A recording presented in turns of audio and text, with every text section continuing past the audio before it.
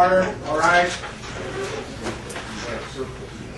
Pledge allegiance to the flag of the United States of America and to the republic for which it stands, one nation, under God, indivisible, with liberty and justice for all.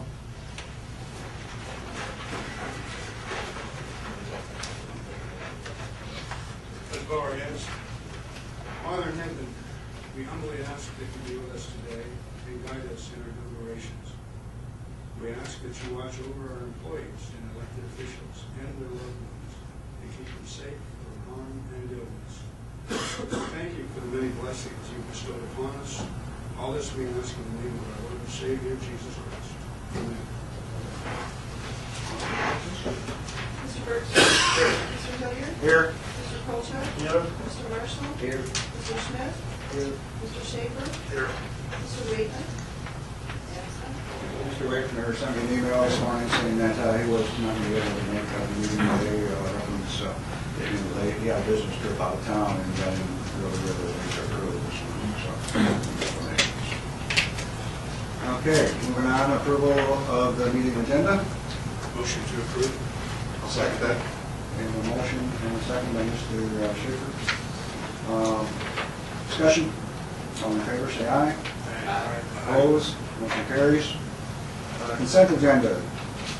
Consent agenda, minutes of January 28th, 2014 regular board meeting, minutes of January 23rd study session, February 2014 monthly appropriation and fund transfers, which are attached under Appendix A.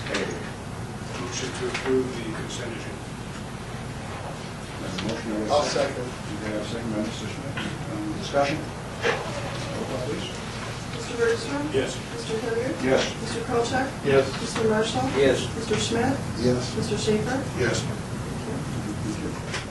Okay. Public comment. Anyone wishing to speak at a public comment would please raise your hand. Then come up to the podium, give us your name, and then you'll have 5 minutes for discussion. Yes, sir.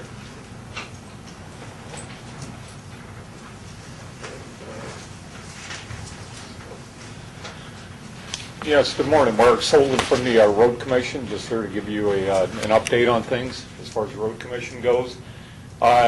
Basically, obviously working on winter maintenance. It's been a challenging year. As of this morning, we have roughly about 189 inches of snow has fallen.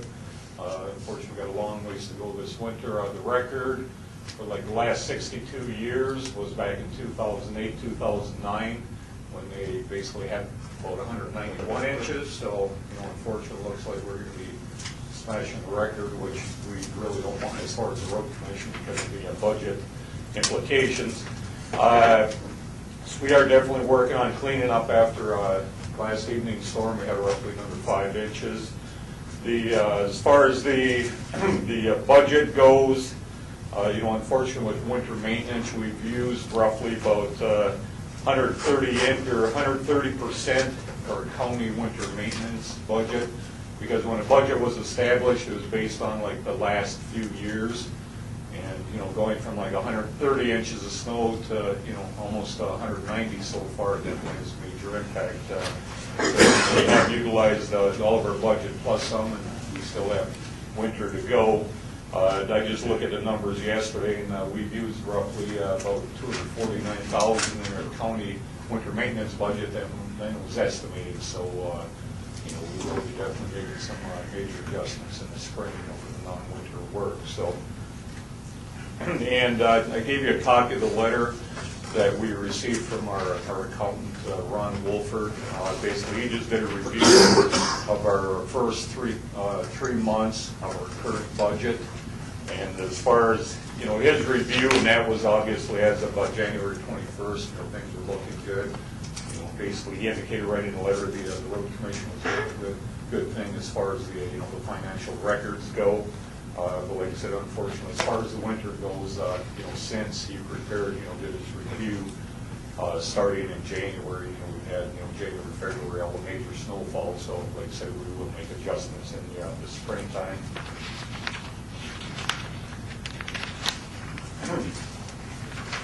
And I will be back at your March meeting to basically go through the annual financial report, from the last year's budget. And that's pretty much all I have this morning, unless you have some questions. So you spoke of adjustments Yep. coming forward in the spring, and so you talk about services being discontinued or a smaller amount of services that you provide in the spring and summer? Yeah, Or are you talking about people or?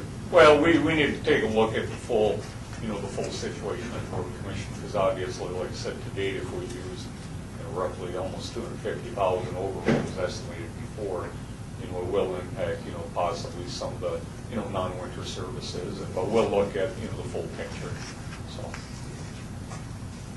I want to just tell you, thank you for assisting with the snow, submitting an estimate to remove the snow from the airport. Oh, yes, It's a okay. serious situation, and appreciate your Yep. stepping in. Yeah, that's right. I was going to give you an update on that too. We will be basically starting on that tomorrow morning. We're going to probably move people over this afternoon because they have the one area, it's like a 1,000-foot by 200-foot area that's by, I guess, their glide slope antenna that's currently used, for planes that come in during some bad weather. And so we are, going to be moving equipment out there to definitely start first thing in the morning to, deal with that. So, Thank you. yep, you're welcome. Anything else? Thank you, Mark. Yeah, thank you. Any other public comment? Okay, moving on, recognitions, announcements, correspondence, Tom? Just a couple of announcements. There's Chip Johnson, the mental health director, is here. Maybe you can fit the joint court committee report at some point this morning. He's got a couple of resolutions that were put on your desk, and I think also added to your packet. And I also received a letter or some information from Carl Waitner. That I don't know if I think Mr. Hilliard received it. It just says, one item I wish to report to the county board is the fair board.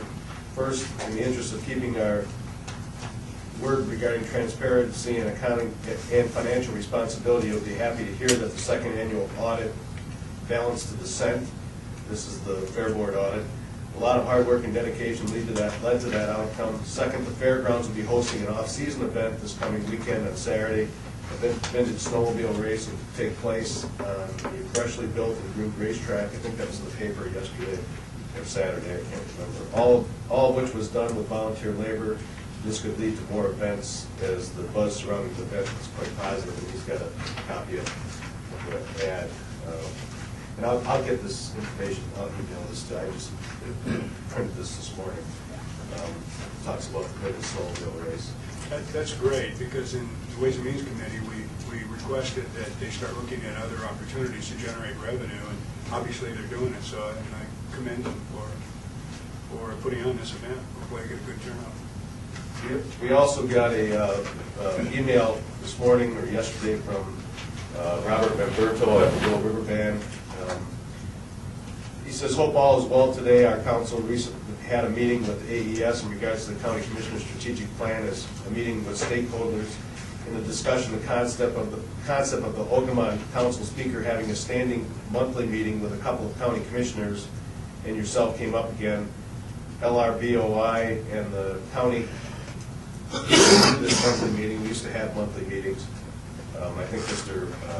O'Shea and Mr. I can't think of his name right now, used to meet with the county commissioners, or with the Little River Band. The earlier meetings were productive, but we never got to the point of bringing staff in on those meetings to address common issues and interests. And the goal was eventually the meeting would expand to the tribe, county, city, filer, Manistee as a core group, but it could expand to other units as needed. We would like to start these up again, and all realize that the elected officials set the course and the staff that will implement and carry out the concepts. And then he wants to get our thoughts on having those meetings. So I'll talk to Mr. Hilliard about that and see if there's a couple of commissioners, whether it's the chair and the vice chair, or the chair or someone else, start having these regular meetings with the tribe. And that's all I have other than the recognition. Okay. All right, thanks, Tom. Okay, moving on, two retirement recognitions to announce today. On February 21st, 2014, Christine Goodrich will retire from the employment of the Manistee County after serving 11 years as an employee of the Manistee County Library, as circulation clerk, and the 85th District Court as a deputy clerk. At this time, the board will recognize Ms. Goodrich for her years of unselfish and distinguished service to the citizens of Manistee County. Christine?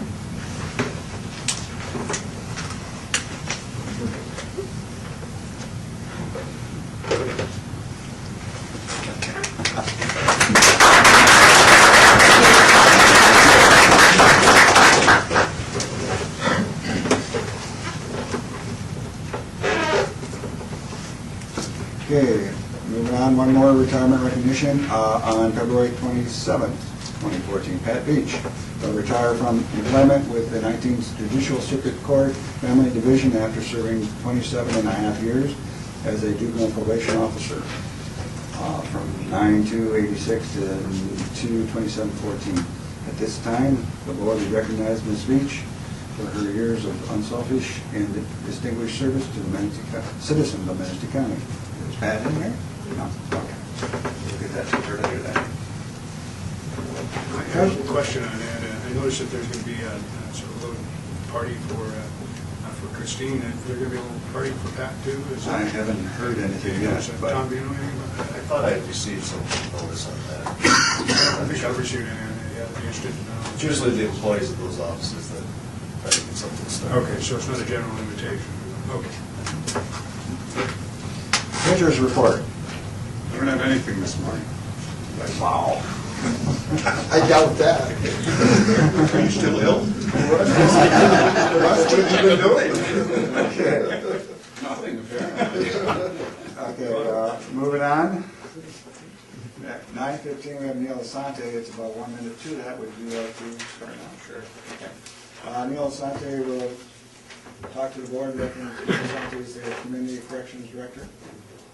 Hi, I'm before the board today. Just one second. Please go to the podium there. There's a microphone there, please. Thank you. I'm before the board today to ask for Chairperson Hilliard's signature on a contract with the Department of Corrections to provide moral recognition therapy for parolees. It's the contract they've had for the last 2 years. It's just a renewal. They did not get their renewal on time from the state. They only did it for 6 months, but now they approved it for a year. And I need Chairperson Hilliard's signature on the contract. Could you explain what moral... Recognition therapy is? Yeah. Sure.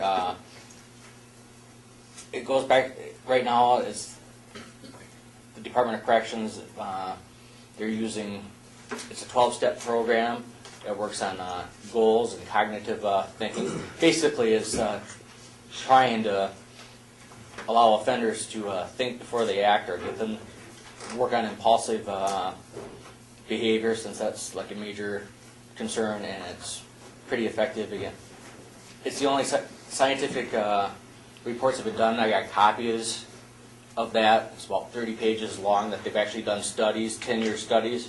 It does reduce recidivism by about 16% from if you don't do anything with the offender. And of course, less recidivism means more jail space and hopefully more productive offenders. Well, great, yeah, that sounds like a very good program. In other words, think before you talk, I guess. Well, think before you act, Yeah, yeah. and thinking about tomorrow, because I mean that's a lot of people's. Even a normal person making goals, we just don't do it ourselves. So you try to get them to think a little bit farther ahead than just today. It sounds like it's had success, too. Yes. I'll make the motion to approve that amendment. Actually, what it does is just provide a little more money so we'll go a little longer, I think, right? Yes. Is the amount $4,000? Yes. Okay, the old amount was $2,635? Yes, but it's on a per pay basis. It depends on how many people the Department of Corrections refer. So it's not a flat $4,000. They pay $35 a class, basically. Okay, so you're thinking that might be the top end of that class? Yes. $4,000? Okay. I'll second that one. You have a second? Okay. Any more discussion? And authorize the chair to sign. Yes. Please. Mr. Hilliard? Yes. Mr. Kolchak? Yes. Mr. Marshall? Yes. Mr. Schmidt? Yes. Mr. Schaefer? Yes. Mr. Bergstrom? Yes. Thank you. Thank you. Okay, we have a couple minutes here before our next scheduled appointment here, so we'll head over to finance. Sure. Sure. Oh, I'm sorry. We're gonna put Chip Johnson. Chip? Sorry about that. Les is gonna be here all day, There's just before Chip gets started, there's a couple of resolutions on your desk that were discussed at the joint court committee meeting on Friday, and it's a holiday and everything. We asked Chip to be here since there are no minutes yet from Benzie on the joint court committee. So on your desk, there's a couple of resolutions that I think was going to. Tom, I only see one resolution here. No, there's actually two. One doesn't have a title to it. Yeah, one's got XXXX. Yeah, they're just draft resolutions. Okay. How many The pages? second page is the second and third page is your second resolution. It doesn't have a title yet. That's Okay. Okay, gotcha. All right, yeah, well, no title threw me out. Sure. Well, thanks for squeezing me in. The governor's office moves real fast, so I think this is important to both counties to get their voices out. And I was thinking of the implication this morning, and I'm very concerned about our ability to serve both counties at this point. And the joint court meeting, basically, I let it be known to the courts and the sheriff's department in Benzie. I've had a little conversation with the sheriff here about our ability to be part of the community after the Medicaid expansion and how the state has decided to roll it out. So I'll try to take this in two pieces, and I'll address the resolutions in that way. The first is our general funds, and that would have the XXX of death on it, if you would. The governor's office in the Medicaid expansion, which is slated to start April 1st, they assumed that everyone would be enrolled starting that date.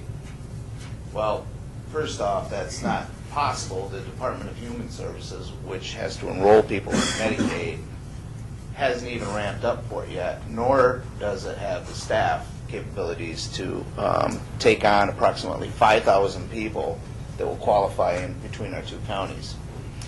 That being said, however, the governor's office has decided to cut our general funds by 66%. And our general funds is the money that we use to interact with the sheriff's departments, the hospitals, schools. It's our discretionary funding. And that funding has been set at, for the last 10 years, at basically $900,000. It has not gone up. In fact, it has gone down. So, it would cut it down to roughly about $300,000. That money has to be prioritized under the mental health code. We have to serve those that are non-insured, basically the uninsured, and are in an active state of crisis. With the little money that we've had from the department, we've been able to do a lot of prevention. So what the joint court has asked, and I don't want to speak for them, Commissioner Schmidt is on that, and Tom was there Friday, but what I asked them for is a resolution to the governor's office and to anyone else that'll listen that they are no longer meeting their constitutional obligation to the citizens of Manistee and Benzie counties for a safety net mental health service, and that they still have a chance to fix this, but they need to hear from us. Again, this is moving very, very quickly. So that is the first resolution that you see in front of you, and basically it is stating simply, please return or restore the general fund appropriation to a level consistent with previous years, insufficient to serve the residents of Manistee County. Right now, the state, just as so you know, the state's general fund allocation for mental health is around $289 million statewide, of which we only get 900. They are proposing to cut it to 97. We also do not know how they're going to distribute that. So your 300,000 is kind of like a guess with you? It's a guesstimate, yeah. Yeah, it's as best as I can figure. It's a guesstimate, yes. And we're not asking for it to be fully restored, because that would not make sense. If they were to cut it to like 150 million, that'd be fine. Because as people are enrolled in Medicaid, we would be able to serve them. However, as low as it is, basically what we will wind up doing is putting a sign on our door that says, if you have Medicaid, come on in, we'll serve you all day long. If you have any other insurance or no insurance, go away. I had an example of an individual that showed up at the Sheriff's Department last week,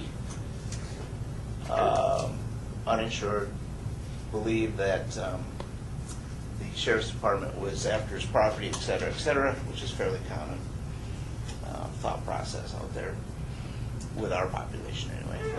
And I told him I'd send a worker over there right away. We'd figure out what's going on. We'd try to track this individual down. But be known after April 1st, given the funding level the governor is proposing, I will have to tell you, simply take them to the hospital. And we may or may not be there. Is that serious? So I'm asking for a resolution to the governor to try to set this thing at a level that we're comfortable with, particularly given the change in how Medicaid's being rolled out in national health care. Our association has estimated that about 50,000 people will be dropped from our system April 1st. So that's part one. Chip, if I'm clear on this, there is no alternative for these folks that you would turn away. There is no alternative. What would happen is, because we've been fairly progressive about keeping folks out of the state facility, okay, with this pot of money, what would happen is that they would wind up in the court system. The court system would then have to, because we wouldn't have the resources, they would then initiate a process to put the individual into a state facility. Once the individual is in a state facility, then we are obligated to pay 10% of that care at the county. However, our funding is so low, and an inpatient stay is about $1,000 a day. Okay, our funding would be so low that we would have to give up what we now call full management. We've taken on what's called full management in order to keep people out of the state facility, to get the general fund dollars to work with the community to keep that from happening. Because this is so low, we would have to focus on crisis, give that back to the state. The state, when the court system admits somebody into a state facility, would then charge the county at 10%. So it would come back to you, and there would be no way of me being able to tell you what that flow would be. I can kind of guess. But without our support systems that are currently keeping folks out of that situation long before they even get there, our SafeNet programs, our senior diversion programs, our outreach programs, I mean, we have tons of these preventative programs that would go by the wayside. That cost would spike. For example, there was one year when I was basically our folks, person tracking, utilization management tracking. We gave up in 06 or 07 our SafeNet program with the schools, and our kids' hospitalization went through the roof. We reinstituted it, and we went to, I think it was 1 kid a month, which is through the roof, to 1 kid a year when we put it back into place. So it saves the system, it saves families, it saves a lot of grief when you can get there early. But without this, I simply won't be able to do it. Take other counties that are experiencing this too. This is actually taken straight from Bay County, Huron County. I think that's it came into this county, and then Tom sent it over to me, and I said, "Yeah, we need to let our voices be known." So there's a loud outcry. Yes. Yeah. So under this funding, after April 1st, what's evident is actually 180 degrees from what we're trying to do in the first place. Exactly. And I mean, your mission is to keep them out of the state facilities or under the state administration anyway. Yeah, basically it would, yes, and we're allowed to do a lot of that and do a lot of this collaboration that we're doing in physicians' offices. It would take the community out of community mental health. I would be a Medicaid federal provider, bound to the terms that the state negotiates with the feds. And it would have to be medically necessary to the person's condition. So, yeah, I could not get to folks early because they don't technically have a condition that I can treat. It's a catch-22. I would just sit back and wait for everything to break loose. It's sort of like calling the fire department when the whole house is on fire and it's caving into the basement. It seems very logical that the community approach is more effective, less cost, and it just makes you wonder how you possibly have gotten into this situation. I think promises were made to get the Medicaid expansion passed. Now, under your mission, the rehabilitation that takes place, it's proven that it saves the state dollars because we rehabilitate and control before it gets too far Long at before. the state administration level. Mhm. Yeah, long before. Like I say, you can spend $1,000 on my worker to go visit or pay for medications, sometimes is what we Right. do, before they get on insurance. Pay for their medications to keep them out of that $1,000 a day. You can pay me $1,000 a month, or you can pay $1,000 a day. State's choice. Any more questions? We're gonna address the first resolution first, and then after that's addressed, then we'll go to the second. Motion to approve this resolution.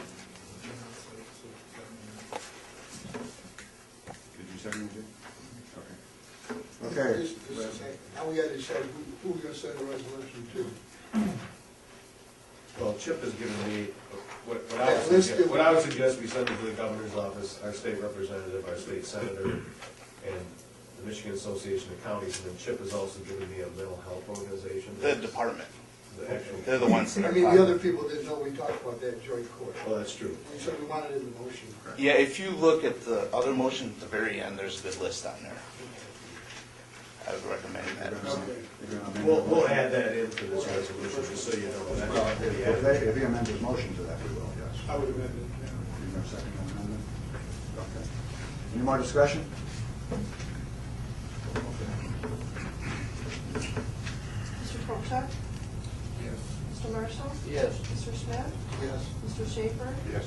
Mr. Bergstrom? Yes. Mr. Hilliard? Yes. Moving on. Okay, part two.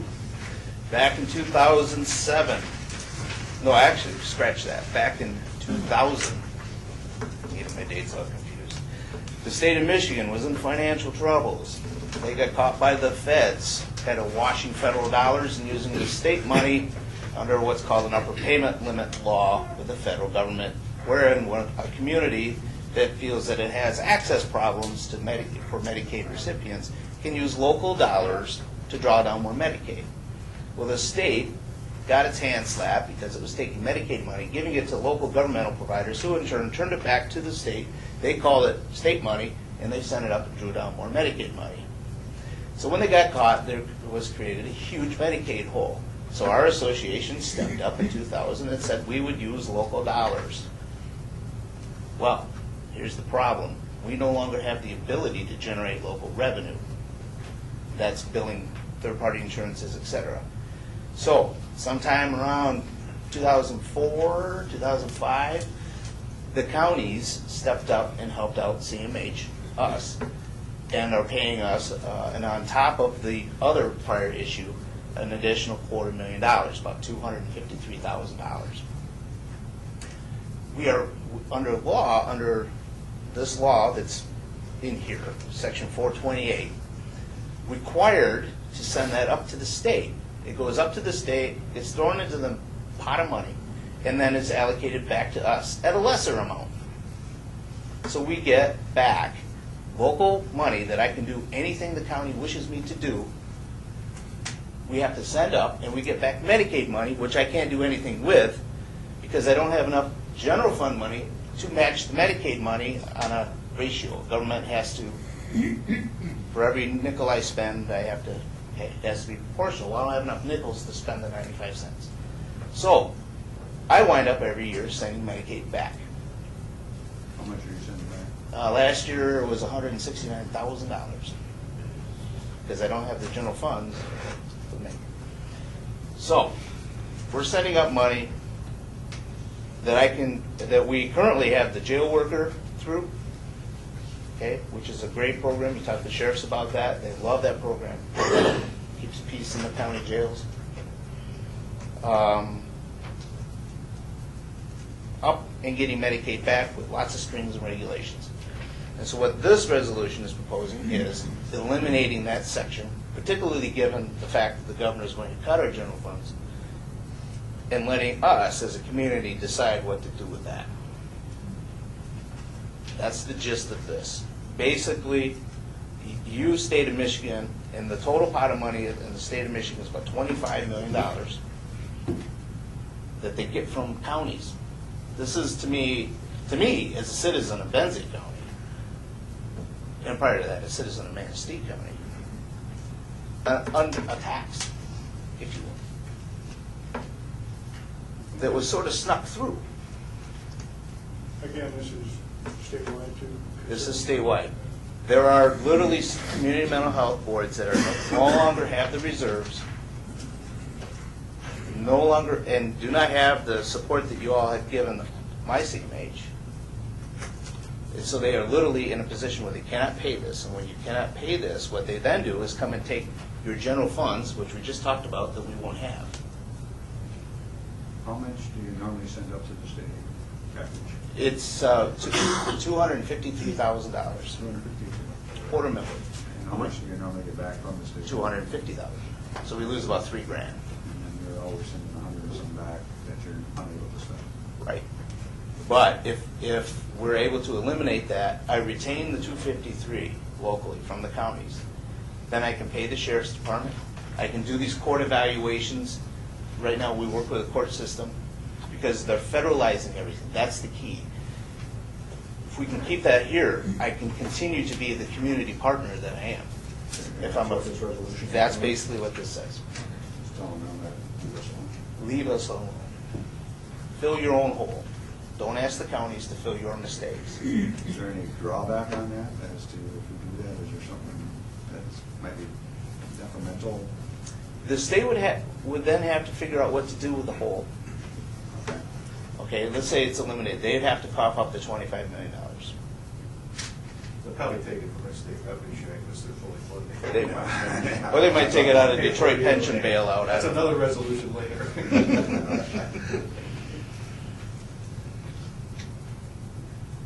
Any more questions? It sounds like it went from one money laundering process to a more sophisticated money laundering process. What's astounding to me is that the CMH system agreed to this in the first place. Because this is a voluntary federal program and we are being mandated as a community to do it. So if you take that out, we still could say, hey, you know, we have a hole, we'll give you $100,000 to fill that Medicare hole. But yeah, it's a money, yeah, exactly, governmental laundering scheme. Any more questions? You gotta remember, though, the money we send back goes to somebody else in the state. That's correct. So your unproductive CMHs are being rewarded for being unproductive, they're taking our money. And then it's not consistent with your mission, which is to rehabilitate. Yeah, to get out front of the situation. Yep. Yep. Any more questions? I'll make a motion that we give the chair the authority to sign the resolution. I'll second it. Okay, we need a title to this resolution. You're actually adopting the resolution. The chair won't sign it, the county clerk will Clerk will sign sign it. it. But you're adopting the resolution and asking that it be sent to. Do we need a title for this before we do that? Well, I can talk to Jeff about that unless he's giving the title to it right now. Oh, man, it's a mouthful. Yeah. The title that you want to put on there, you can't put on there. Yeah, that's right. You can just email that. Okay, I can. Okay, any more discussion? Roll call, please. Mr. Marshall? Yes. Mr. Schmidt? Yes. Mr. Schaefer? Yes. Mr. Bergstrom? Yes. Mr. Hilliard? Yes. Mr. Colchak? Yes. Thank you very, very much. Appreciate your support. Thank you. We'll deliver your cookies. Thanks. Okay, a little behind. Next, we have a 9:30 appointment with Mr. Vademacher, Strong Township Supervisor. Good morning, Mr. Chairman, Administrator, council members. My name is Phil Vademacher. I'm Strong Township Supervisor here once again to confront the council on the information that we promised you at last month's meeting, which is some information and further requests for the road commission, also the drain commissioner, and our prosecuting attorney, Mr. Ford Stone. We have, just recapping these pamphlets, which I'll be handing out to you later. We have some documentation that we promised when Mr. Bergstrom recommended that if we could come up with some information that was not in the packet provided by Mr. Smith, which was about 775 pages, that we would do so, and we're here today up to a certain point to provide that information to the council members and down the line. So just let me recap a cover page here for you. Then I'll get on with the presentation as far as information for your own use when you're going to read it, and also a recommendation that I will have for you, and like I say, a couple requests. So let me get started with this cover page and I have to make mention that our zoning administrator is the one that went through these 775 pages, and he had a big job. So let me just go on here. Documentation received from Tom Smith on Kettle Hole Drain from the FOIA request from myself, Strong Township Supervisor. The information that was received was incomplete and total disarray. Nothing was in order, not even by year. It was totally mixed up. It took hours to put everything in order by year, month, and date. I would like to request after this meeting to see if the drain commissioner's file is in order according to how it is supposed to be, if he would permit us to do so, so that we can see that whether or not this information was done deliberately, or whether or not his files are in disarray the same way that we got them. There are many items missing that we have that was not in Kettle Hole Drain, and you're going to get those. We would like to request a special meeting after we have compiled all the information we have, and that would be not until I believe that we have our next series of information for you, so that we could, I believe it's going to take a substantial amount of time, and if the commission is willing, Saranac Township is willing to sit down with them at a special meeting at some time to present all the information. Eventually, you're going to get it all anyways, probably within the next month or so.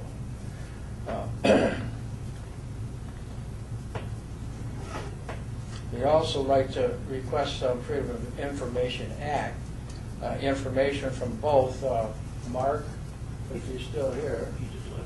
Okay, well, Mr. Mark, the road commissioner, and also the prosecutor, because mainly what the last thing that I heard from our prosecuting attorney, he felt that everything was in order, nothing was wrong, and he was went to the public media to make that statement. We really don't know what he was studying when he found out what wasn't wrong. So if he's got some information that we don't have, we would like to have that. Also, we would like to that through that Freedom of Information, we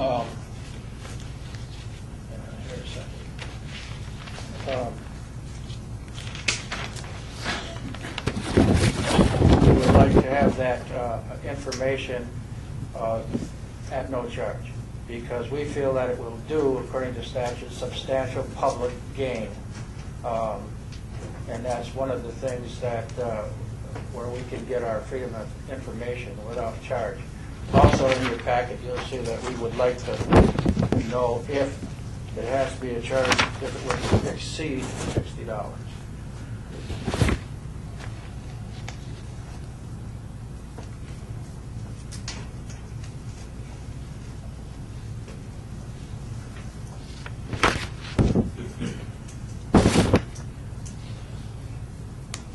To us, okay, for the township landowners, we would like your input, why the drain petition was done the way it was, and your comments on it, if it was done correctly, according to the commission. That would be doing the prosecutor comment as to everything being done up to snuff or right.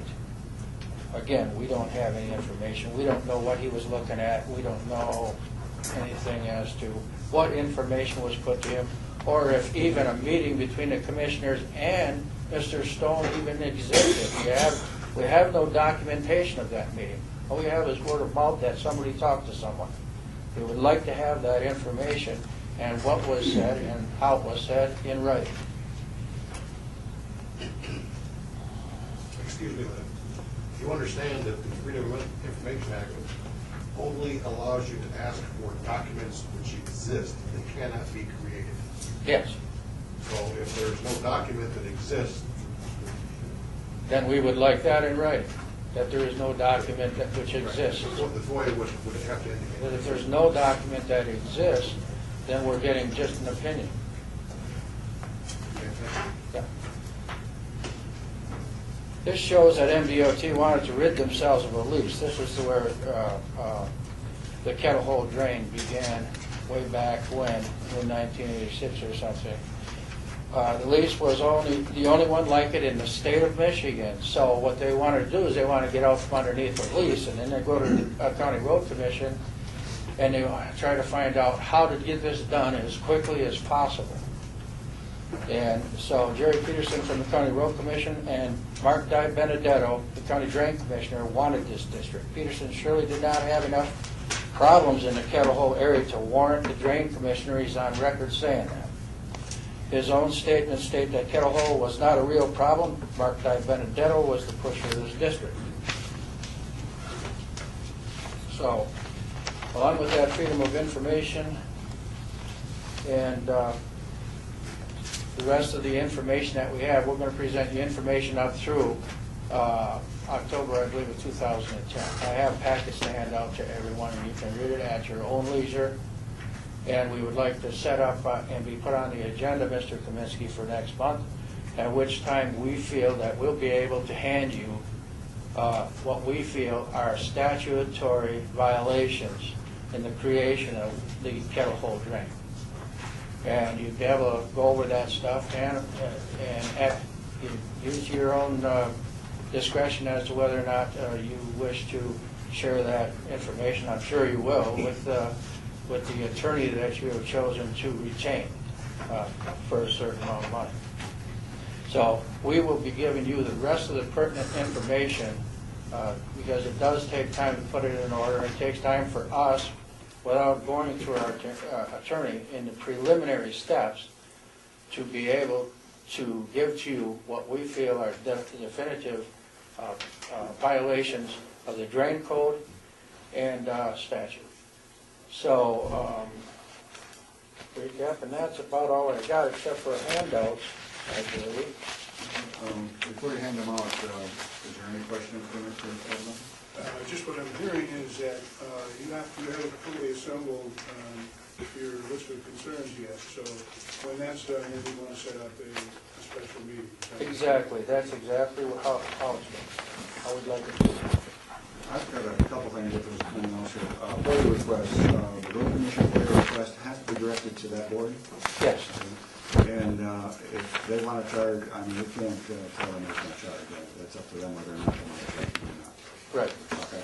So, Sure. so we're good with that. Prosecutor, they asked the director toward the prosecutor FOIA request. I can drop that off in his office, or maybe I have the letters here. Yeah. If the administrator wants to give it to him, or if I should give it to him. I think you should give it to him. Okay. That's fine. And it's my understanding that we could do the same thing with the prosecutor's office as we did with the drain commissioner's office and no charge that if this board wishes that. So that's up to this board. Are you looking for a motion on that? That's up to you if you want to make a motion at this time. I make a motion, yes, for the prosecuting attorney, no charge. Actually, the first time we did that, and I was in favor of it at the no charge. For that, I guess that would, I was hoping that would kind of corner everything and finalize everything. I'm not gonna be here next month and the month after going through the same thing here. No, I'm not in favor of paying for that, whoever office is directed to. I think out of that budget, that's where it ought to come from, whether it be Ford Stone's office or the treasurer's office or right directly to Tom Kaminsky. Okay, so you're in favor I'm not in favor of paying for it this time. out of the general fund? That's correct. Okay. You want a second? It's under my impression, we didn't pay for the FOIA out of general fund, did we? They're all general fund departments. Understand? If you say we're not going to charge, then it will be free, and it's going to come out of the general fund because the treasurer, the prosecutor, the drain commissioner, everyone works out of the general fund. So if you're paying for it, if you're saying we're not going to charge, it's going to be paid for out of the general fund if there's any time involved or any copies or whatever. So you can't say, well, it's going to come out of the treasurer's budget, or it's going to come out of the, it's just, that's not the way the budget works.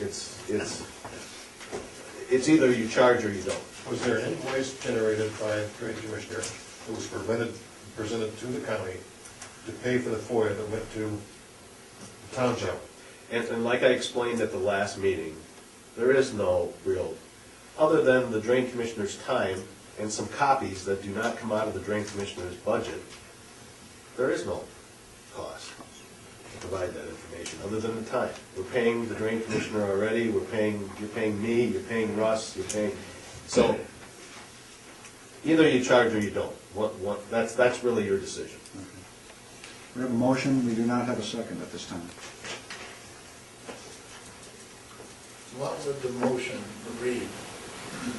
The motion is that Stronach Township is not charged for the FOIA request for the prosecutor's office.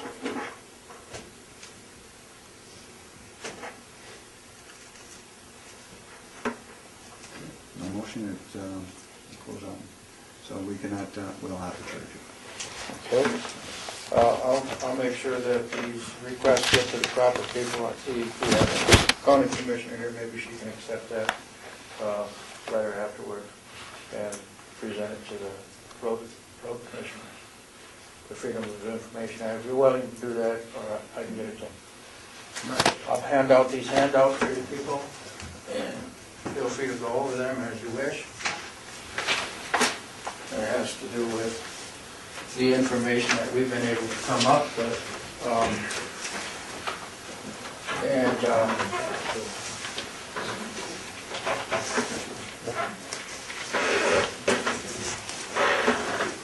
Thank you. Also, I'd like to ask Mr. Smith if I see he's here, if he has a problem with us inspecting the files after the meeting.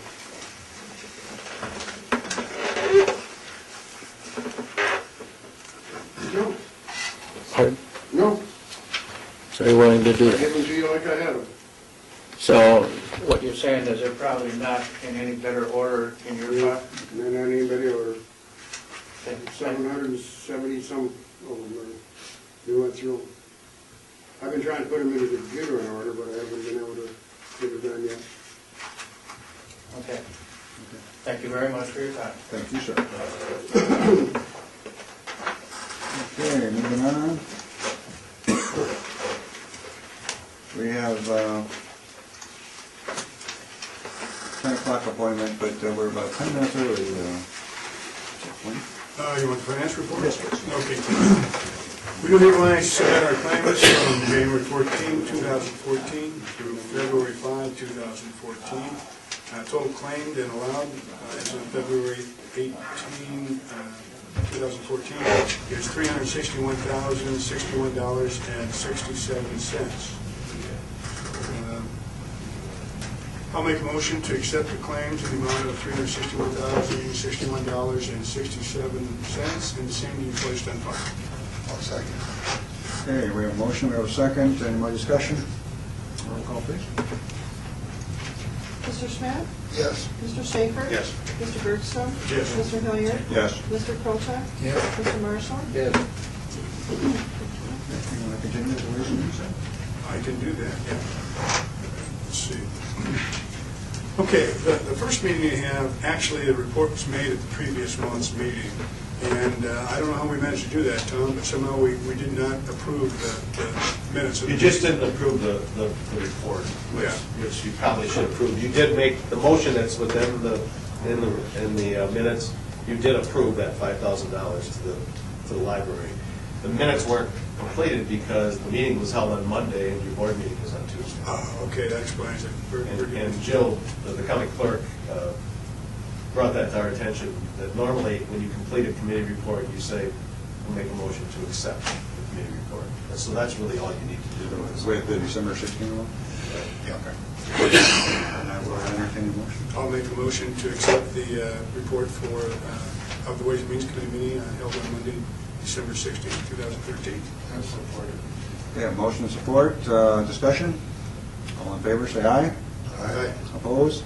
Motion carries. Okay. The next Ways and Means Committee meeting was on February 5, 2014, just recently. There are actually two action items on this. Let's see. The first one, Mr. Pomeroy presented information on the PRE principal residence exemption, and we've had some discussions in previous meetings about the PRE and his activities on that. Basically, he's doing the audits. He's been doing the audits for a number of reasons, one being that they seem to be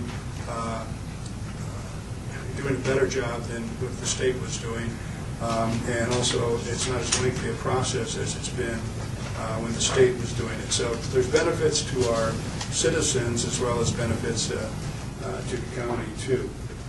Mr. Pomeroy has requested another 5 years to do the PRE audits locally. And so we have a motion that was made at the committee, a recommendation, I should say. Mr. Schmidt recommended that the Manistee County Treasurer be elected to audit principal residence exemptions for the period of October 1, 2014 through September 30, 2019. Under the provisions of the MCL 211.7 CC 10, an alternative recommendation is proposed.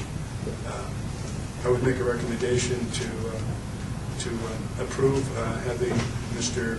Pomeroy conduct the PRE audits for that 5-year period of time.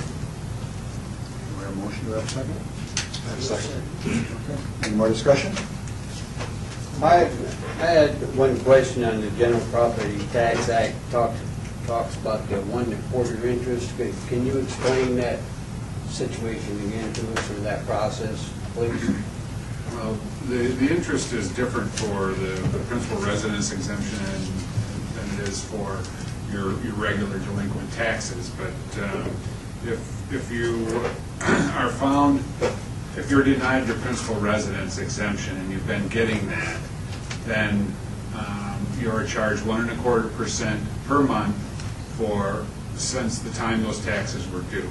So if you owe taxes for 2010, you go back to 2010 when those taxes were due, and you owe 16% a year basically from that point to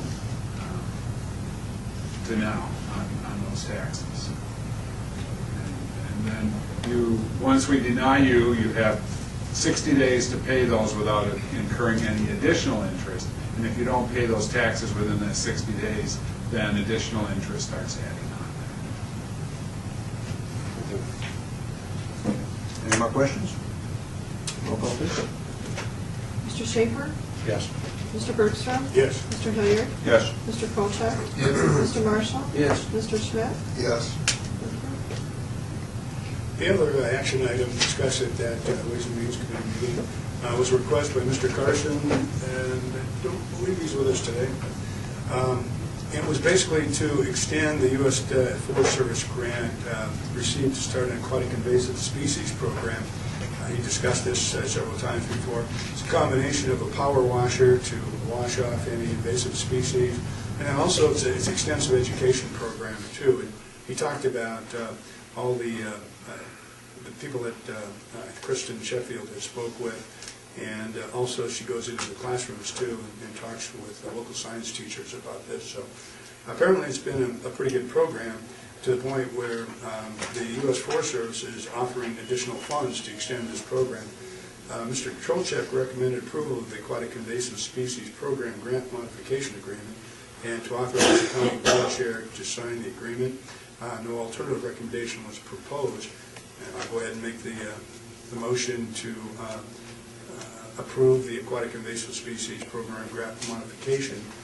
And let's see if I can give you a figure on how much that goes. Additional 10,000? Pardon? Is it an additional 10,000? No, I don't know, it's additional 10,000. Yes. Yeah, it was extra, it was extra. Okay, all right, I'm not seeing that in here, so, I don't know the exact figure. But what is the exact figure? Well, it says additional 10,000 right up here, up above the motion there, halfway. Oh, there it is, yeah, just 10,000, yep. Yep, it is. So that would extend the program, I think, through mid-2015. Till September 30th, 2014. September 30th. Where did you find that, John? Well, it says in here that it's to the end of the current fiscal year. That could be 2015. I'd have to. Yeah, it seems like I read something. The grant has dates on it. Yeah, I think it's like, it goes into 2015. I have to go down to that. So you have a motion? I'll second. You second that? Did he give you an update as to how that was going on? Did Mr. Carson give you an update as to? I haven't spoken recently about it. Well, he told us the program's doing real good. That's why they came back to us. I guess they offered it to us, the additional money for the program. Maybe you can give the full board here and I'm update. Well, when he gets unstuck, maybe he can tell us about it. Right. Yeah, I He's think, stuck today. Okay.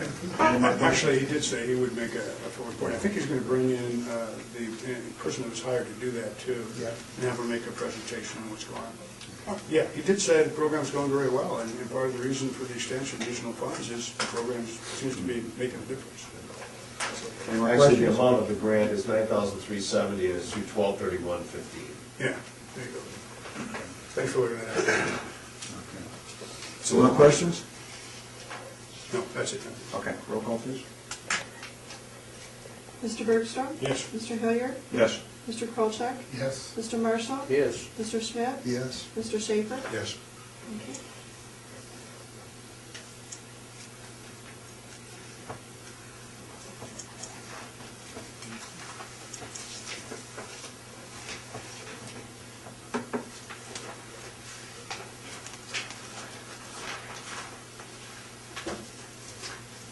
Trouble with everything? Hello there. Let's see, I gotta get back to that point. No, I'm sure they did. What page are you on? Page 21. 21. Okay. Getting there. I've got to do something with the, adjust the time on this. It goes out about every 30 seconds. I got pop Julie knows how to do that. I'm gonna have to drop on her scale. Okay. Well, like I said, that was the end of any action items, but there were a few other things. Does anybody have any questions on the non-action items that they want to talk about? The Economic Vitality Incentive Program, basically, it has to do with state revenue sharing, and by completing those responsibilities, it qualifies us for 100% of our state revenue sharing funds. Of course, the government may mess with that too, I don't know. But that was completed by the staff.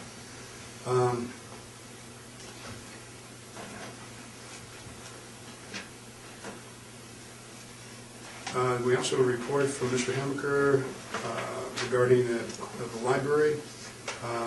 He is working on a draft request for proposal for the financial feasibility study. Just to refresh your memory, when we had discussions with the library and Mr. Hammaker, it was recommended that a study be conducted to see what type of funds might be available to assist in any renovations to the library. And so that's what this study is about. And so he's currently preparing that RFP on that. Well, I thought that was done a long time ago.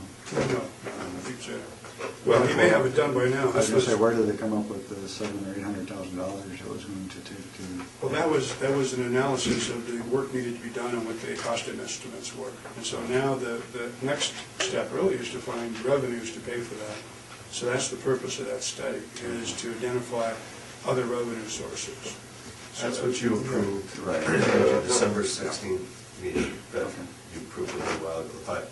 You approved contributing to that up to $5,000. Yeah, I think the total study, well, we don't know how it's going to come in, but that would be a portion of the total cost for that. And then the revenue grant that you wanted was for the restroom. Oh, yeah, the ADA, yeah. Yeah. You want to mention that? Go ahead. Okay. The second part of that paragraph says that he's putting in for local revenue sharing for a bathroom on the second floor, which will be handicap accessible. Everything's excepting the toilet and things like that. Does it have a price on that? I don't think he did. I don't think he did. I think he said between 10 and 15,000, but he wasn't sure. He had an estimate, too. Yeah, he had an estimate, but that's what he wanted to know, what we thought if he would be wise to put in for local revenue sharing. We told him it might be a good idea. Yeah, but there isn't an ADA compliant restaurant. It's a public facility used by a variety of people. And, you know, it's just amazing it's gotten this far and not had an ADA compliant bathroom. And he did also say that he spoke with the architects working on the project, said this would fit in very well. It was part of the plan to do an ADA compliant bathroom. So this would work very well. The last thing he mentioned is they requested they be part of the county's strategic planning process. And I think, Tom, you extended your list of folks based on it, and it could be extended to other entities that we work with. And that concludes the report. Thank you. There's a whole paragraph here we missed. What do you want to cover? Mr. Smith was asked to provide basically a couple things to Mr. Pomeroy. One thing to Mr. Pomeroy, they were supposed to make contact with Mr. Carson after he returned. Mr. Pomeroy, has Mr. Smith given you anything relative to the culvert? No. And Mr. Smith, have you contacted Mr. Carson since you returned from your conference? He's gone. He's with his chronic township people in his office. Thank you. Well, I'm glad you brought that up, because we've asked him numerous times now to get with Rob and start working on that outline or plan what the drains are in the county too. So, you know, it'd be nice to get going on that. Okay, I think that concludes the report. I'll entertain a motion. Motion to accept the report. Second. Okay, any more discussion? All in favor, say aye. Aye. Opposed? Motion carries. Okay. 10 o'clock, we have two board appointments to make here at 10 o'clock. So first on the agenda would be the prison liaison board. Okay, this is one member, individual, to serve the remainder of a 3-year term beginning immediately and expiring November 30th, 2016. There are two applications, James Flanagan and Laurel Mason. Are either one of the two people here? Would you like to speak at this time? If anyone has questions, we'd be happy to answer. Okay. If you want to come up, anybody have questions? Well, you might just give us a little bit about your background. I read your resume and it might be of help.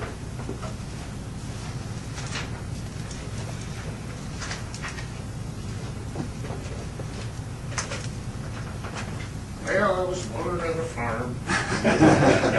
Does anyone have a question? I spent 20 years in the prison system. I feel I'm fairly knowledgeable. No, that was as a guard, not today. You were the guest. You want to clarify that? They never caught me. Any other questions? Okay. Thank you, sir.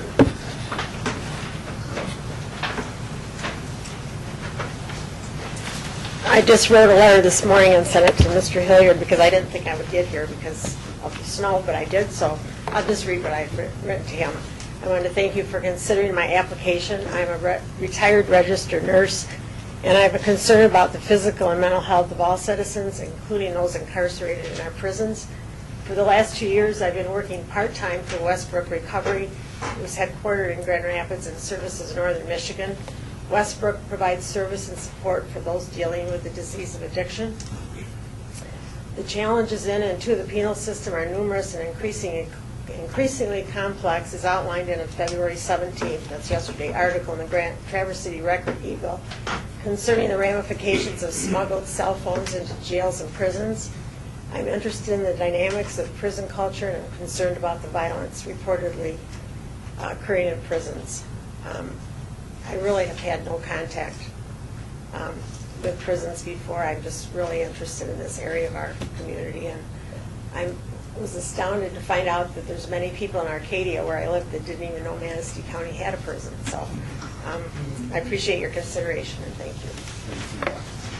Okay, at this time, what we'll do is we'll have one vote per person. Whoever receives 4 votes will be the representative. Call your names, please.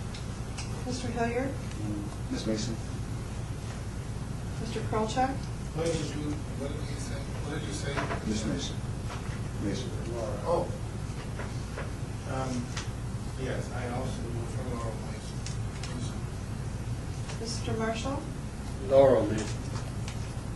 Mr. Schmidt? Laura Mason. Mr. Schaefer? Mason. Mr. Bergstrom? Flanagan. 5 for Ms. Mason and 1 for Mr. Flanagan. Ms. Mason, congratulations. Mr. Flanagan, thank you for your interest, and I hope this doesn't discourage you, because I've got another, I'd like to see you apply it in the book. Thank you very much. And the clerk's office will contact the prison. I've been sending that information and that's in contact. They'll be in contact with you. Thank you very much. Okay, another board appointment, the Manistee County Central Wellness Board. There's 2 vacancies. There will be 2 vacancies, and we have 3 individuals applying for those 2 vacancies. The board consists of 12 members, 7 residents from Manistee County and 5 residents from Benzie County. State law requires that at least 4 members be past or present consumers of mental health services or family members of consumers. The remaining 8 members are selected at large from various members of the community, including county commissioners and the general public who may have interest in central wellness services. Applicants must be permanent residents of Manistee County. Not more than 4 members of the board may be county commissioners, 2 from Manistee County and 2 from Benzie County. Current Manistee County commissioners serving on the board are Richard Schmidt and Ken Hilliard. Mr. Smith's position on the board expires March 31st, 2014. Applicants for the 2 positions available are as follows: Andy Hogart, who is an incumbent, Mary Wilkaz, and Richard Schmidt. Now, he's also an incumbent. What we want to do here is any of the 3 here? And if they are, would they like to speak at this time? Annie? I'm sure everyone is familiar with who I am. I've served on this board for 6 years, and I feel that I've been very dedicated to trying to make a good board for the people of Manistee County. That's my aim, and I would like to be reappointed for the next 3 years. Thank you. Okay. Do I have to say something now? If you would like to, sure. I wouldn't mind being on the board again for another 3 years. I've become entrenched with Central Wellness, and I'm on more than one committee there. So I would like to be reappointed. And if you have any questions about Central Wellness, I probably could answer them for you. Ms. Wilcox here? Okay, at this time, we'll take 1 vote per commissioner. Whoever receives 4 votes, that person will be appointed, and then we'll vote again for the other 2, and whoever receives 4 votes will be then appointed.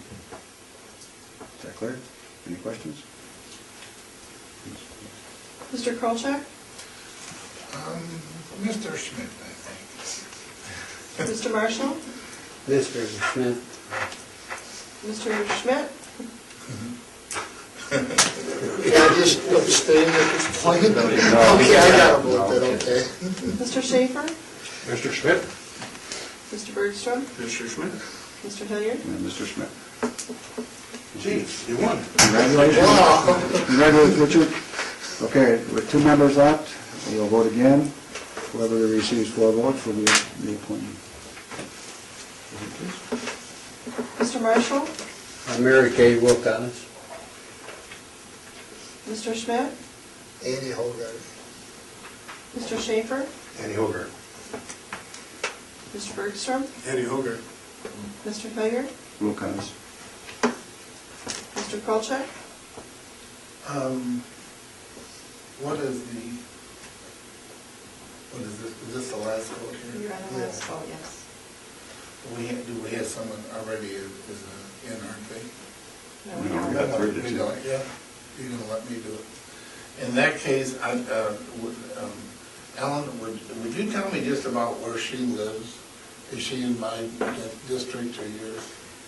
Let me look at it. I believe it's in your district. Let's see. She lives right behind your mother, Jim. Right behind your mother's house. It's about 2 houses down, I think. Oh, okay, on 7th Street? Yes, 7th Okay. Street. I'm gonna vote for her then, for Mary Okosh. We have 3 votes for Mary Kay Wilcox and 3 votes for Annie Hogarth. Okay, we don't have a unanimous vote. We need 4, so we'll revote. Who didn't vote then? Well, one commissioner. We're missing 1 commissioner. Actually, was it 3 to? No, 3 to 3. Bless you. What's that? Mr. Schmidt? Andy Hogarth. Mr. Schaefer? The incumbent, Andy Hogarth. Mr. Bergstrom? Incumbent Andy Hogarth. Mr. Hilliard? Andy Hogarth. Mr. Kolchak?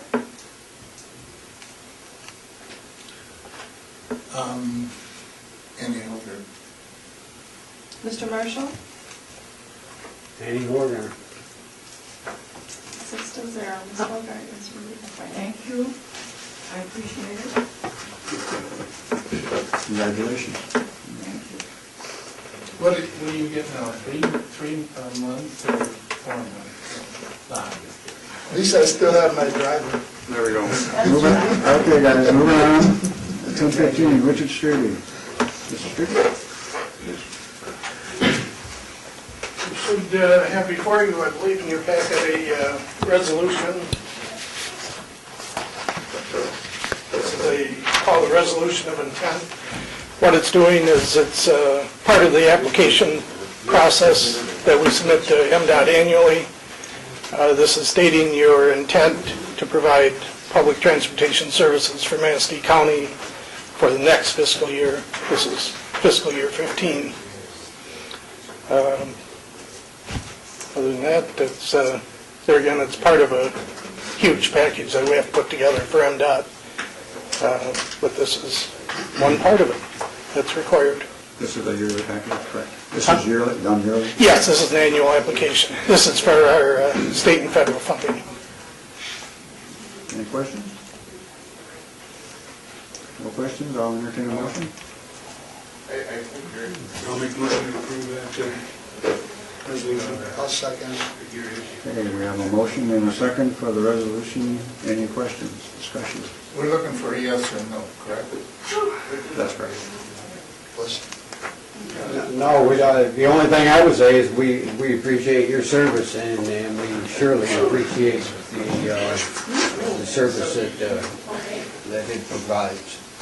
It's It's been an interesting winter out there, but I think our driver's done a tremendous job under some trying circumstances. I don't like driving in it once a day, and they're driving around all day, hundreds of thousands of miles in this crap. So, yes, it's they've done a good job. We have a tremendous staff right now, best in my years there. So it's been good.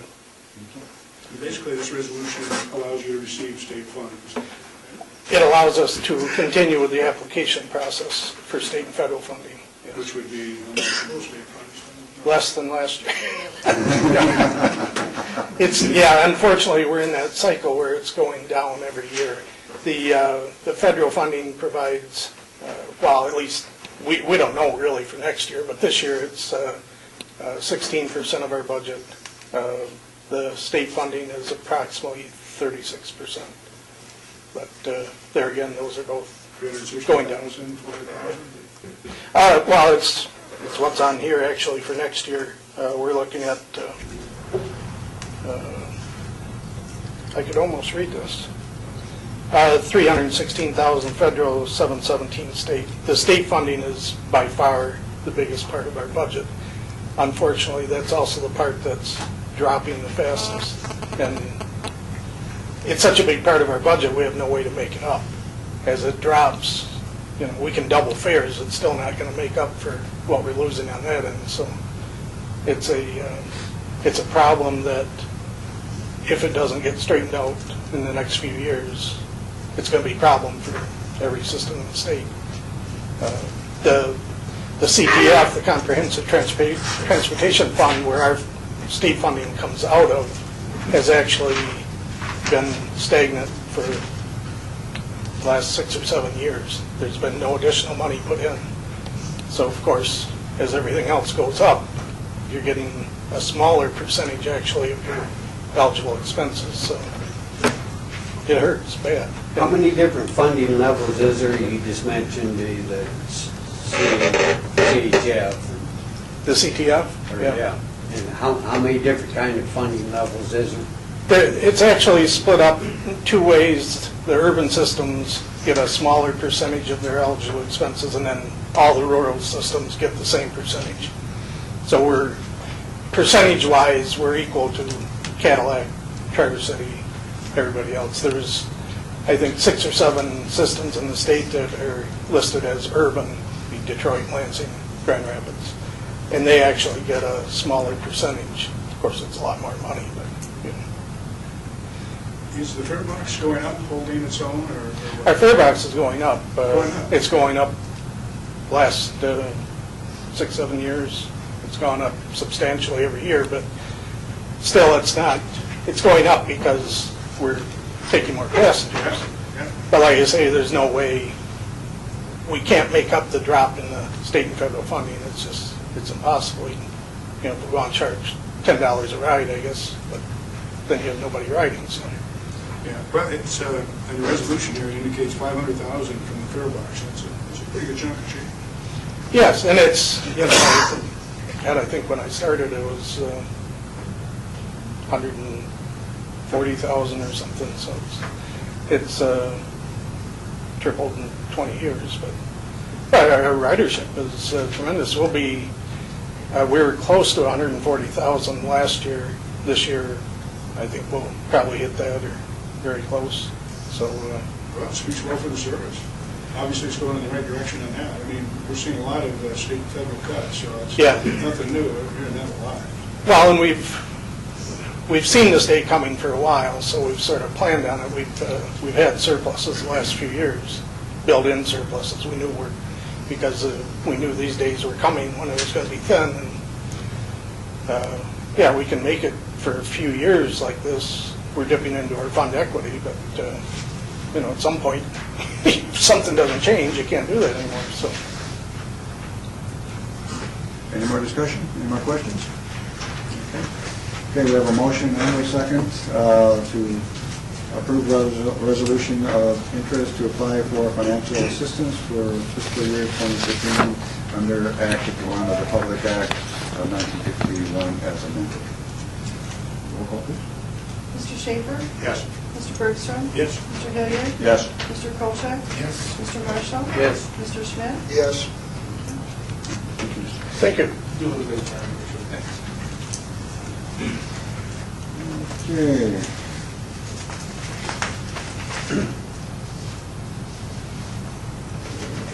Back to committee reports. Housing, personnel, public safety, technology, human services did not meet, all of those. Anything else to add to the joint court committee? We've discussed it. Okay, we've discussed a little bit on the joint courts. Okay, nothing else to add. Green team? Green Team met. Call it up there. During the course of the meeting, it was brought to our attention that we had basically a windfall of about $9,000 that we had planned on. And I mention that because it bears in our discussion with the Green Team. The discussion at the meeting basically stayed in the same course it has every Green Team meeting. The services being used, and at the same time the services being abused by contamination being put in the containers. We have been looking at education process and identifying ways that we could use signage to help that problem, being able to tell people what we could and what we couldn't put in it. And we had asked the Green Team coordinator, or recycle coordinator, to give us a price on signage. And she did. She came up with a figure. And by virtue of the fact that we have additional monies, it was my recommendation that we make the signs a little bigger so they put more information on them. And so I'm requesting on the one action item here that we provide the recycle coordinator with the funds to purchase the signs to put at the recycle centers to help reduce the problem of contamination. There's two costs. One of them was, you have those? Yeah. Page 49. For the small signs, I believe it was $2,960. And for the larger signs, it was $3,920. These are covered signs that be able to put information on them relative to upcoming events like the hazardous waste collection at the road commission and future events, and also what you can and what you can't put in the recycle bins. So I would like to get a motion to approve the expenditure of $3,920 for 5 signs of a larger size for a recycle program. I'd make that motion. No, you just made the motion over here. Are you seconding that? Support it. You're supporting it? Okay, we have a motion, we have a second to spend $3,920 for large signs for the recycle program. Discussion. I'd like to say something in discussion in this too. The fact that we've had such contamination problems in a couple of sites have cost us volunteers that have been working out there, or people working on the sites. They were just too inundated with work, and we lost some good people. So anything we can do to solve this problem is important. I'm just wondering, do you think the signage will help? I do. I just wanted to mention that the sign is made out of poly products, and it's 100% recycled plastic from the Message Center, and it's made in Michigan. Yeah, actually, they have a 15-year warranty on them, so Is that right? so they'll be durable. And the only expense past buying the signs that would be that I believe the county will, in essence, install them. And I see that as minimal for the education that we'll be able to show people at the different sites. Where is the funds coming from? would come from the recycling fund. We ended the year with slightly over $11,714 fund balance, which, keep in mind, it's actually coming from your general fund indirectly, because you're supplementing the recycling budget at $20,000 per year. We ended up with $11,000 fund balance, which is good. But I agree with Mr. Schaefer and the rest of the committee that we've been trying to get these signs installed for a long time. And I think Sarah is actually going to apply to the local revenue sharing board for these signs too. So we're hoping that we get some of that. Then it wouldn't come out of the general fund, right? What cycle is It will come out of the recycling fund. What cycle is the revenue sharing board in right now? The second one. We still have, When is the next opportunity for right now. September. March 7th is the deadline date for the local revenue sharing board. The Ways and Means Committee will be considering county grants to be submitted to the local revenue sharing board at their next meeting, which is, I think, March 5th or 4th, or whatever that first Wednesday is in the month. So now would be the time to get your application in. And I believe she's doing it. Okay. Well, I guess the bottom line is, that are we going to be purchasing these ourselves until after the revenue sharing makes a determination whether she's going to give the money? The grant award is like June. It won't be until June. So the grant We're award- missing a couple months where they're. Yeah. Well, regardless of the revenue sharing fund, we're gonna vote, our vote here, and the motion is to buy them now out of our fund. Correct. That's If the revenue sharing fund, decides to reimburse. it can be reimbursed. In other words, yeah, I think we ought to order them now. and Yes. Install them now. That's my point. Well, they won't be installed. Well, why? But they will be installed. Maybe in June. Yeah, maybe in June. Let's get them ordered. Okay, any more discussion? Roll call, please. Mr. Bergstrom? Yes. Mr. Hilliard? Yes. Mr. Kolchak? Yes. Mr. Marshall? Yes. Mr. Schmidt? Yes. Mr. Schaefer? Yes. Thank you. And that concludes my drainage team report. Okay, I'll entertain a motion to accept the report. I'll make that motion. I'll second that. Okay, any more discussion? All in favor, say aye. Aye. Opposed? Motion carries. Okay, Green Team Regional Summit.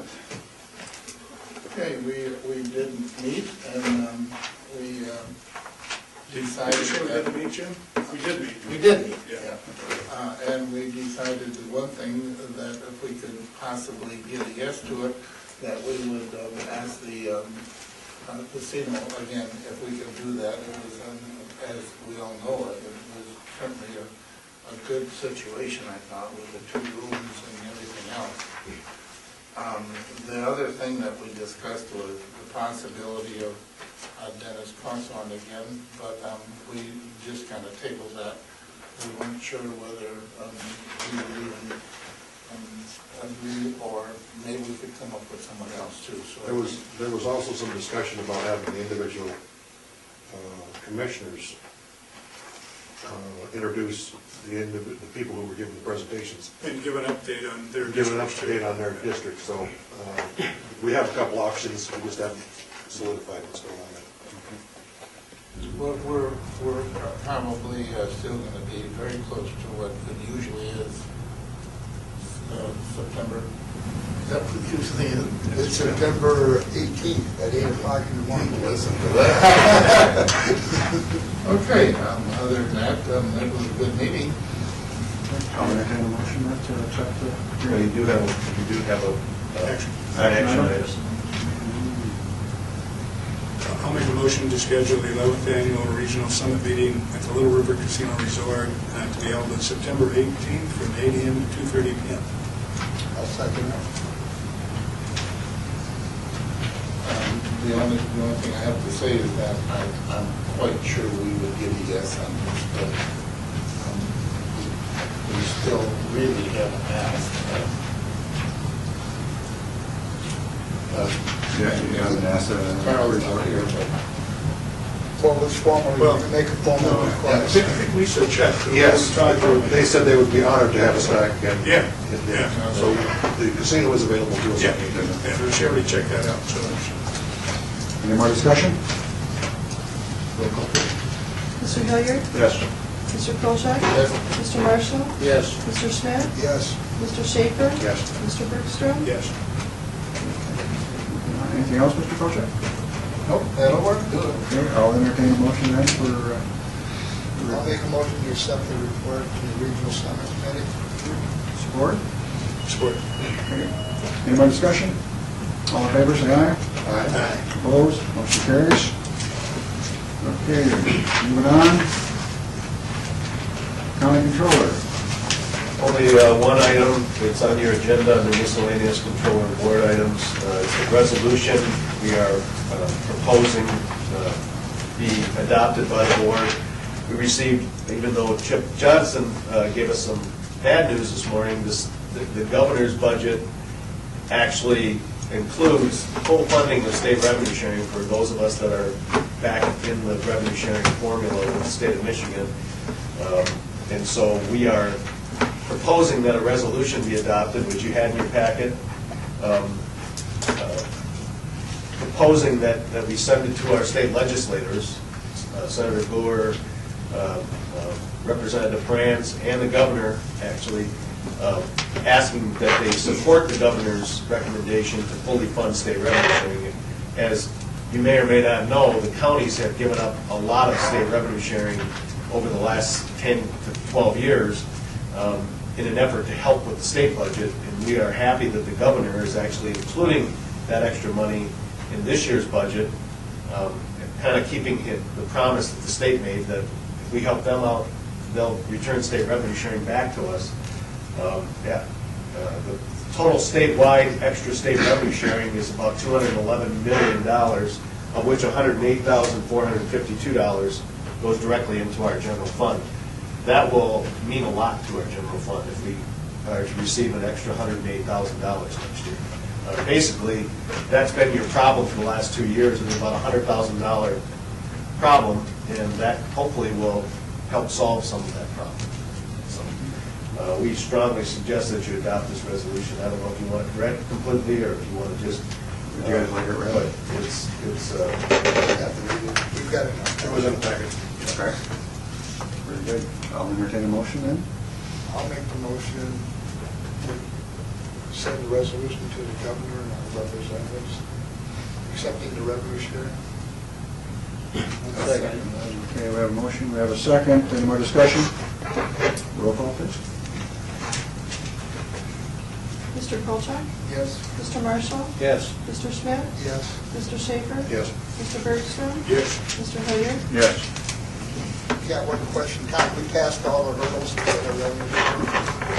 Yes, that's what Mr. Bergstrom mentioned earlier, the EDIP, which is the Economic Viability and Accountability or something like that. We have to, incentive program is the rest of that. We have to 3 times a year jump through some hoops, put some things on our website, our financials on our website. We have to, that's by October 1st. By February 1st, we have to provide consolidated services, things, or progress, and put a new project on.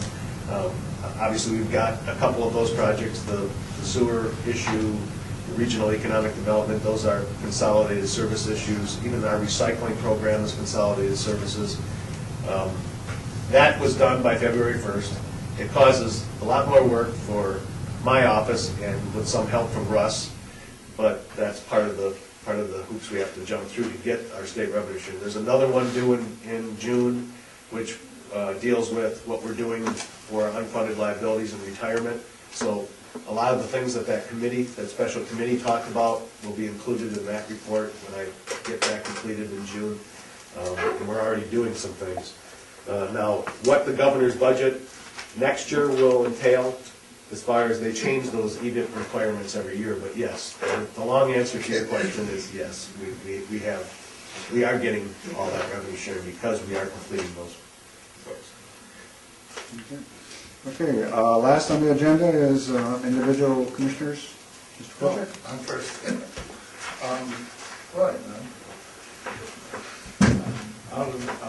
Except for what kind of snowstorms we're getting every day, it's been quite a winter. But I'm really impressed at 25 to 11, we're done almost. But no, things are going good. I'm glad to see this guy up and Adam. As you Still looking at the flowers, Jim, not the roots.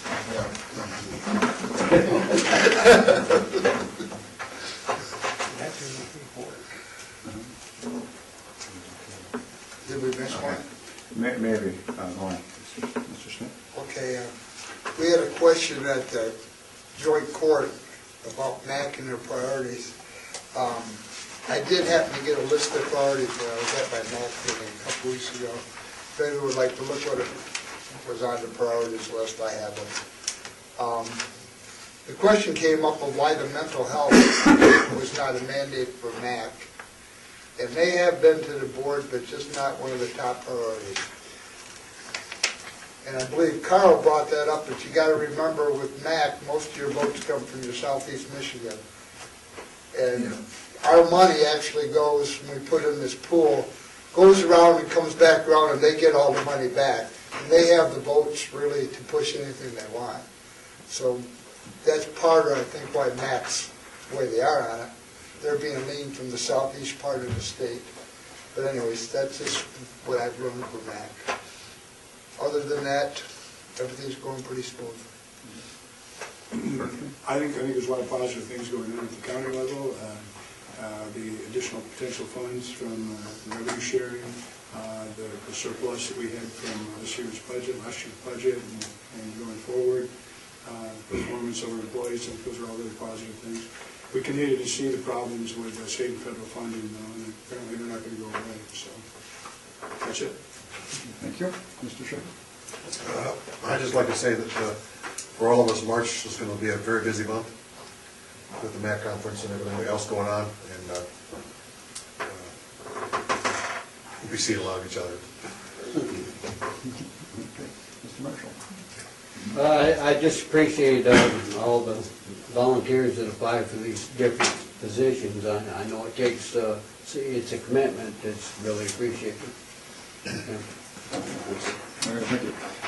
One I forgot is the Veterans Affairs update. On page 75 there, if anybody has any questions or concerns about that? It's again, it's a productive report. It'd be nice, again, I think I requested last time, if they could put some sort of a dollar figure on that. And I asked that question, and it's very difficult for them to do it on these monthly reports, but they're going to try to do it on annual, that'd be fine. Even an annual would be fine. But it's great to see those. I'm glad they're on there. I appreciate that. And I'm sure they're doing some good things for our veterans, and that's wonderful. I have nothing, so I will entertain a motion to adjourn. So moved. All in favor, say aye. Aye. Opposed? We are adjourned. Thank you, everyone. That's it. I don't know if this is a record of this. When we had them on city council.